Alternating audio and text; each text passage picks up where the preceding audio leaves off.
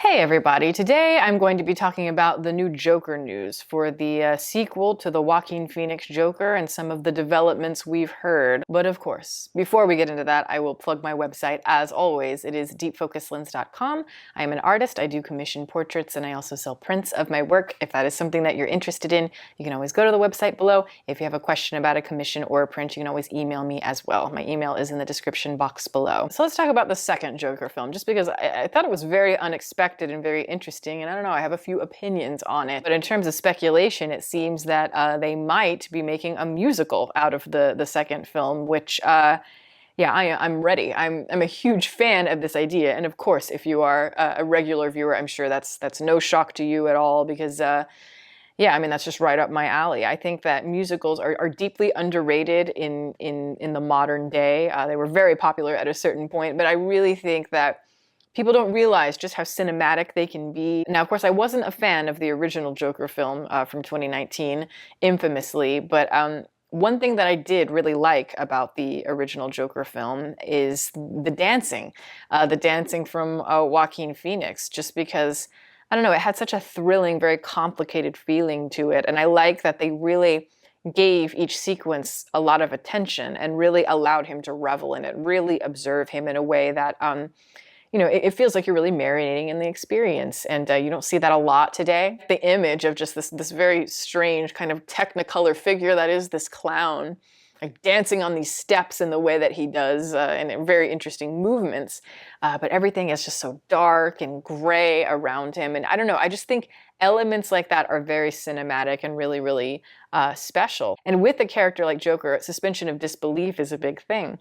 And I think with this particular character, it might be interesting if they had a sort of breakthrough sort of thing where they go more into the theatrical, we go more into the meta. You know, it's like you could do some fourth wall breaking. That's a typical thing for somebody like Joker. And of course, the dancing is a big one as well, especially in the original Joker film, because it's like, is it diegetic or is it not? Is it something that he is conscious of, or is it, you know, in his mind? I don't know. I think you could take that further. I think you could take kind of more of those literal sequences and make them very abstract and very interesting if you wanted to, of course. You know, this is all more speculation, but it's fun to kind of think about. I personally am really into like the 1970s musicals of Bob Fosse, and I would like to see maybe elements of that for a Joker musical film in theory, because a movie like All That Jazz is very existential, and it's darker. It's an experimental but also very eccentric, kind of playful experience, and it does get even kind of trippy at times. And Fosse musicals have that quality. They can feel a little bit lethargic at times, absolutely, and that's one reason I really, really like him.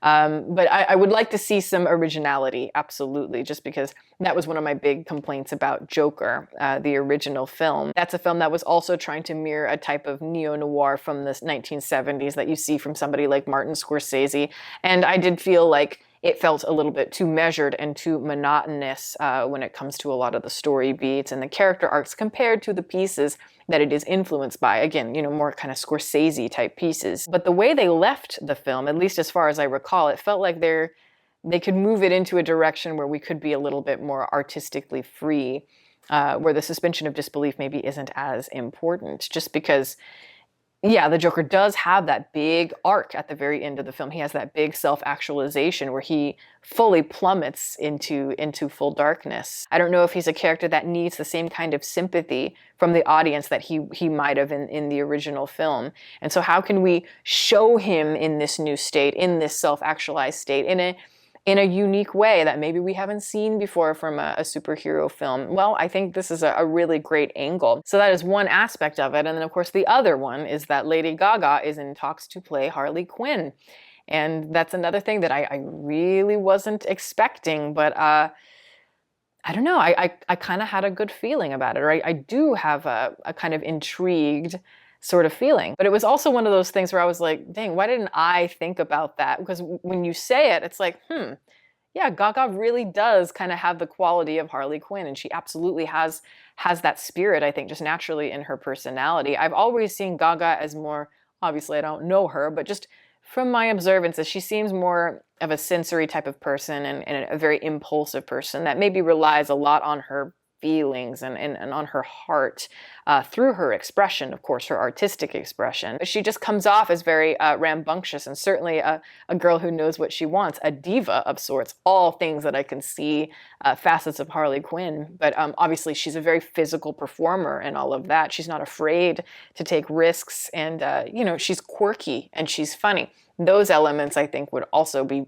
obviously very important for Harley Quinn. And of course, being a singer, dancer, all that, she's perfect for a musical. We don't even need to go there. But I also think Gaga, and I'm not even talking about her as an actress, but just as a person, I think these are just things that you could bring out. I think she's deeply vulnerable. There's almost a childlike quality there. And I think that childlike quality in the best versions of Harley Quinn can become very tragic. And I don't know, I think that the artifice for Lady Gaga kind of reveals some tragedy in certain ways there that does mirror Harley Quinn. But really what I want is I want to see a Harley Quinn that is maybe closer to her original version. The original version from the animated series, Batman, the animated series in the 1990s, and of course, made by Paul Dini. And I guess I want more the Mad Love version of Harley Quinn. Of course, Mad Love is a famous episode of the animated series that is still beloved, at least as far as I know. But that's what shows you the emotional, the tragic side of Harley Quinn and why you fall in love with her, why you want to protect her, because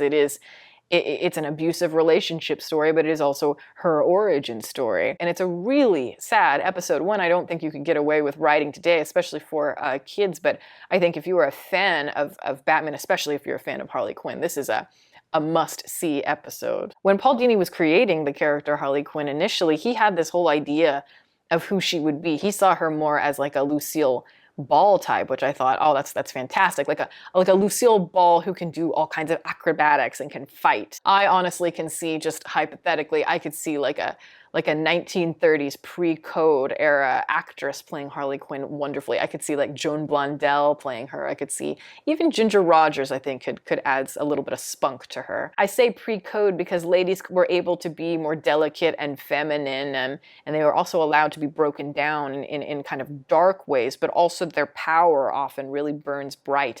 And, obviously, Harley is such a spirited character. It feels like no matter what you do, you can't knock her down. And I feel like you need a great actress to bring out all those nuances. And I don't believe I've seen a great actress portray Harley Quinn, at least in live action versions, because I felt like Margot Robbie was not right for the character. Nor is the look quite right for me, especially in the later versions of her. But yeah, Margot Robbie, as I've said, I think she is more kind of beautiful, but I don't think that she's the greatest actress. And I think with the character of Harley Quinn, she did all the things. She's trying to be wild and wacky and fun and all those things, and she's doing it, but it always feels very consciously a performance. It doesn't feel like an integrated part of her personality. It feels like something she's tacked on, like extensions to her, and something about that kind of breaks the logic for me, breaks the mood. Of course, if Brittany Murphy were still alive, I think she's absolutely the perfect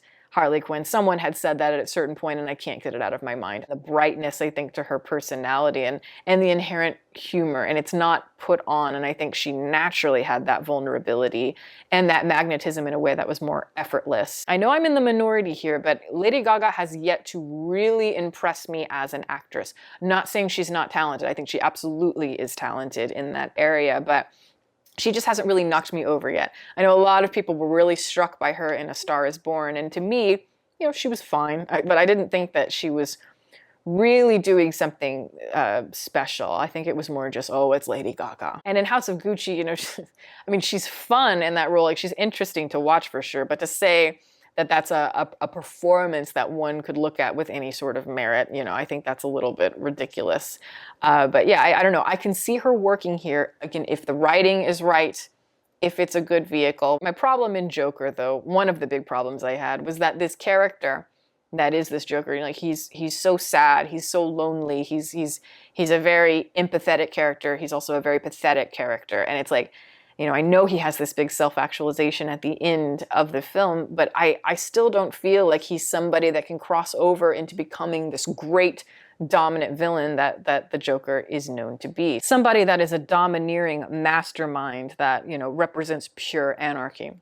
I don't know if this Joker, this version of Joker, can convincingly cross over into that area, nor do I think he could be a domineering presence for Harley Quinn, an abusive character, as he's known to be. He's somebody who doesn't see the value in Harley, though he needs her in a way to keep his ego on a certain level. So I don't know how all of that's going to work. And again, I'm always open to interpretations of things, so we'll just see. But again, all of it is more speculation, but I'm very interested in these ideas, and I would love to see this version of it, even though I wasn't crazy about the original version. Just hearing some of the ideas here, I'm already intrigued by them. So, we'll see. But yeah, that's mainly what I had to say on that topic. But thank you guys so much for watching. Over here are my patrons. Thank you guys so much for all of your support, and welcome to all the new members. If you are interested in supporting, the link for that is below, as well as the rest of my social media information.